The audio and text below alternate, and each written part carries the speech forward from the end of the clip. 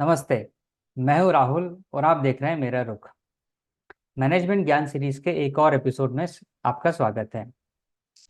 किसी ने बड़ी अच्छी बात कही है कि संसार में व्यर्थ की तलाश ही व्यर्थ है। एक बार शिक्षा पूरी होने के बाद गुरु अपने शिष्यों को विदा कर रहे थे। वे गुरु दक्षिणा नहीं लेते थे। उनकी मान्यता थी कि विद्या दान से श्रेष्ठ कोई दान नहीं हो सकता। धन दौलत से बड़ा धन विद्या है। यह धन हमेशा साथ रहता है। इसकी सबसे बड़ी विशेषता यह है कि इसे जितना खर्च किया जाए यानी इसे जितना दान किया जाए ये उतना ही बढ़ता है। अतः विद्या दान से श्रेष्ठ कुछ और हो ही नहीं सकता। और वे दान कर रहे हैं तो इसमें दक्षिणा लेने की कोई बात ही नहीं है। जब भी कोई शिष्य उनसे दक्षिणा लेने का आग्रह करता तो वे बड़े ही विनम्रता से उससे इनकार कर दिया करते थे। लेकिन एक शिष्य गुरु के दक्षिणा बार बार मना करने के बाद भी उन्हें गुरु दक्षिणा लेने का आग्रह कर रहा था। यह शिष्य राज परिवार से था। अपने आप को दूसरे शिष्यों की अपेक्षा हमेशा श्रेष्ठ समझता था। वह बिना कुछ दिए कुछ भी लेना अपना अपमान समझता था। शिष्य के अत्यधिक आग्रह को देख गुरु ने दक्षिणा लेने की बात स्वीकार कर ली। लेकिन उन्होंने एक शर्त रखी कि दक्षिणा के रूप में वो वह वस्तु लेंगे जो बिल्कुल व्यर्थ हो, मूल्यहीन हो। शिष्य ने सोचा कि व्यर्थ वस्तु देना कौन सी बड़ी बात है। इसकी तलाश में वो बड़ी ही प्रसन्नता से आश्रम से निकल गया और ढूंढने लगा। आश्रम से कुछ ही दूर पहुंचकर उसकी दृष्टि जमीन पर पड़ी। उसने सोचा कि जमीन पर पड़ी व्यर्थ और मूल्यहीन मिट्टी है और वह मुट्ठी में मिट्टी भरकर आश्रम की ओर लौटने लगा।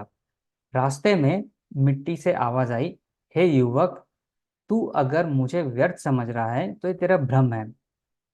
मुझसे ज्यादा उपयोगी और मूल्यवान तो कुछ हो ही नहीं सकता, क्योंकि दुनिया के सारे रत्न, सारी कीमती चीजें मेरे ही गर्भ से प्रकट होती हैं। सारी वनस्पतियां मुझसे ही रस ग्रहण करती हैं। मुझे लगता है अब तुझे समझ आ गया होगा कि मैं कितनी मूल्यवान हूँ और इससे ज्यादा डिटेल तुझे देने की जरूरत नहीं है।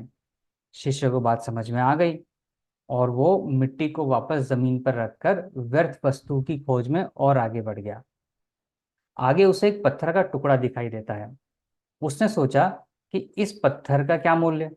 उसने गुरुजी को दक्षिणा देने के लिए मैं इसे उठा लेता हूँ।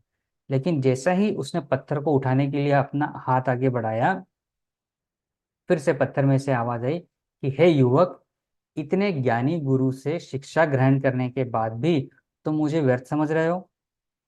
तुम जिन महलों में रहते हो वो मुझसे ही बने हैं। मुझे आकार देकर तुम देवी देवताओं की प्रतिमा करते हो और उनको प्रतिष्ठित करते हो, उनकी पूजा करते हो। तो फिर मैं व्यर्थ कैसे हो सकता हूँ।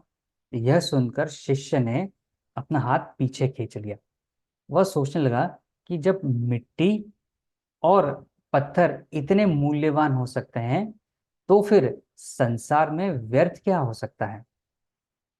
कुछ समय चिंतन मनन करने के बाद में उसे ज्ञान हुआ कि संसार में कुछ भी व्यर्थ नहीं है। सबका अपना अपना मूल्य है, सबकी अपनी अपनी उपयोगिता है। वास्तव में व्यर्थ है तो उसका वह अहंकार, जिसके वशीभूत होकर वह अपने गुरु से दक्षिणा लेने की जिद कर रहा था। उसे तुरंत समझ में आ गया और वो आश्रम लौटकर गुरु के कदमों में गिर पड़ा। उसने गुरु जी से कहा कि मैं आपको अपने अहंकार के रूप में व्यर्थ वस्तु दक्षिणा में देता हूँ।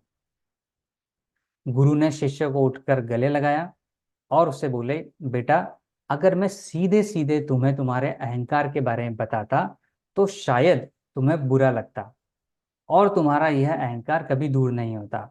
अतः मैंने यह तरीका अपनाया। इससे तुम्हें ज्ञान भी प्राप्त हो और मेरी दक्षिणा भी पूरी हो जाए। इस कहानी में दो मैनेजमेंट ज्ञान छुपे हैं।